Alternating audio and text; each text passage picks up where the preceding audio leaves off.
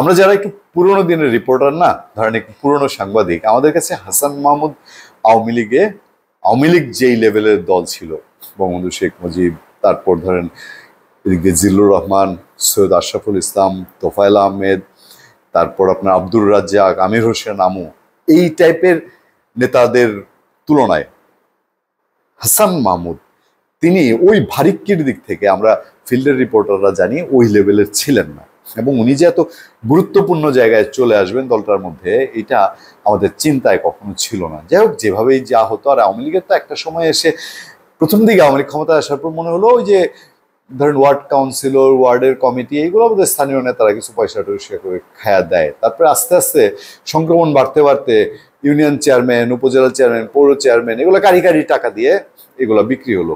আমাদের দুর্গাপুরের এক মেয়র মারা গেছেন, আপনার আওয়ামী লীগের মনোনয়ন পেয়েছেন, বেসিক্যালি ভদ্রলোক বিএনপি করতেন, এবং বিএনপি করা ওই মানুষটা কারি টাকা দিয়ে নেত্রকোনা দুর্গাপুরের তো নমিনেশন কিনে ফেলেছিল, ঘোষণা দিয়ে কিনেছে যে আমি ট্রাক টাকা পাঠাবো। এই যে আশুলিয়াতে, ঢাকার আশুলিয়াতে এক ভদ্রলোক লাস্ট এই 24 ইলেকশনে এমপি হয়ে গেল, মানে অকল্পনীয়।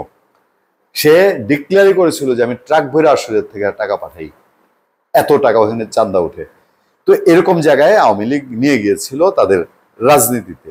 সেই ক্ষেত্রে হাসান মাহমুদ চট্টগ্রামের খুবই মানে স্বর্ণের খনি যে আসনগুলো বাংলাদেশে আছে, এমপি হইলে পরে আর কিছু লাগে না, খালি আসেই স্রোতের মতন, বানের মতন, সেরকম একটা আসনের এমপি ছিলেন, এবং তিনি আওয়ামী লীগের খুব জায়গায় উঠলেন, খুব কারিশমাও দেখালেন।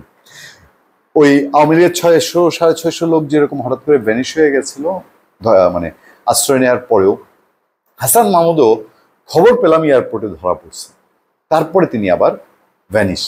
হ্যাঁ, আওয়ামী লীগের যে কয়জন লোক মানুষের মধ্যে ব্যাড ইমেজ তৈরি করেছে, ব্যাড ইমপ্রেশন তৈরি করেছে, তাদের দুজনের একজন তো হাসান মাহমুদ, এটা বলতে কোনো দ্বিধা নেই।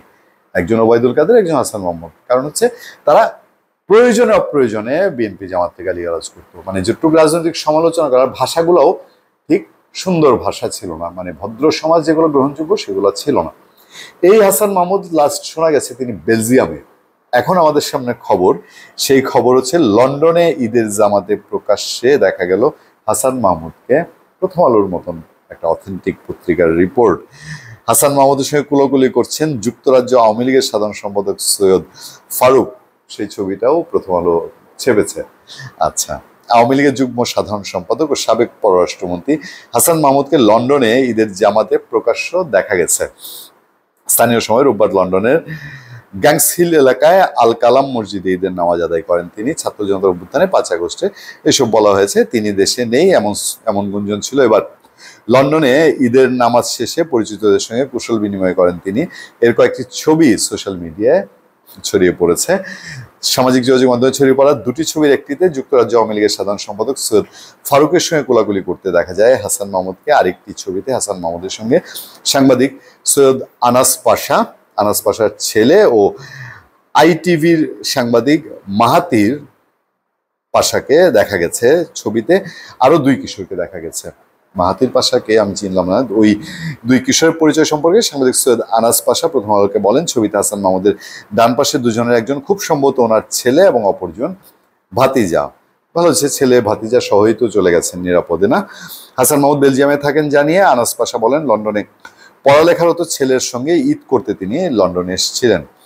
সৈয়দ আনাস পাশা বলেন, যুক্তরাজ্য আওয়ামী লীগের সাধারণ সম্পাদক সৈয়দ ফারুক সম্পর্কে আমার চাচা, এবং লন্ডনে আমরা ওই এলাকাতে বাস করি। নামাজ শেষে তিনি হাসান মাহমুদের সঙ্গে আমাদের পরিচয় করিয়ে দিতে হবে কেন, তো হাসান মাহমুদ চেনারই কথা। এই বিষয়ে কথা বলতে যুক্তরাজ্য আওয়ামী লীগের সাধারণ সম্পাদকের সঙ্গে কথা বলা হলে তিনি ফোন রিসিভ করেননি। আমার মনে কি প্রশ্ন উঠেছে, আওয়ামী লীগ যারা করেন তারা কিভাবে নিচ্ছেন এটা?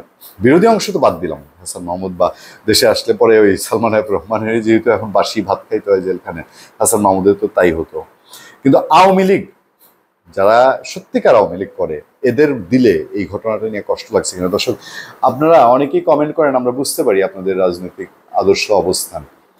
আপনাদের কাছে প্রশ্ন যে হাসান মাহমুদরা বাংলাদেশে আওয়ামী লীগের, জনগণের কথা বাদ দিলাম, আওয়ামী লীগের যা করে গেছে, আওয়ামী লীগ দলটাকে যেটা করে গেছে, সেই জায়গায় এই মানুষগুলো এখনো যুক্তরাজ্য আওয়ামী লীগের সাধারণ সম্পাদক, তারা তাদের সঙ্গে উঠা বসা মিলমিশ, এরা এখনো আওয়ামী লীগ হয়ে বেলজিয়ামে থেকে হাসান মাহমুদ টকশোতে কথা বলেছে, ভিডিও বার্তায় কথা বলেছে।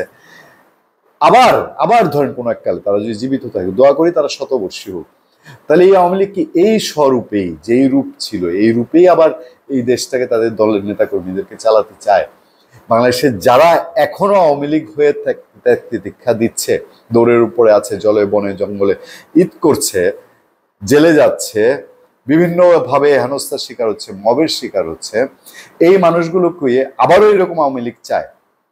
এরকম আওয়ামী লীগ হবে, এটা যদি আবারও দৃশ্যমানই থাকে, তাহলে যতই সাবের হোসেন, যতই শিরিন শারমিন, যতই ববি, যতই সজীব ওয়াজেদ, যতই সাইমা ওয়াজেদ পুতুল দিয়ে আওয়ামী লীগ করা হোক, এটা বাংলাদেশের মানুষ তো পরে বললাম, আওয়ামী লীগের ঘরে যারা আওয়ামী লীগের ভালো চায় তারা কি এতে সুখ পাবে, বা তারা কি এটা মেনে নিবে? এখন এখন তো দেখি কর্মীরা রেগুলারলি সোশ্যাল মিডিয়া যারা অ্যাক্টিভ, তারা বলে যে এই সব নেতার একবার আসুক, আসলে পরে মানে কোন সাইজের হুমকি দিচ্ছে এটা তো আপনারা বুঝতেই পারেন না।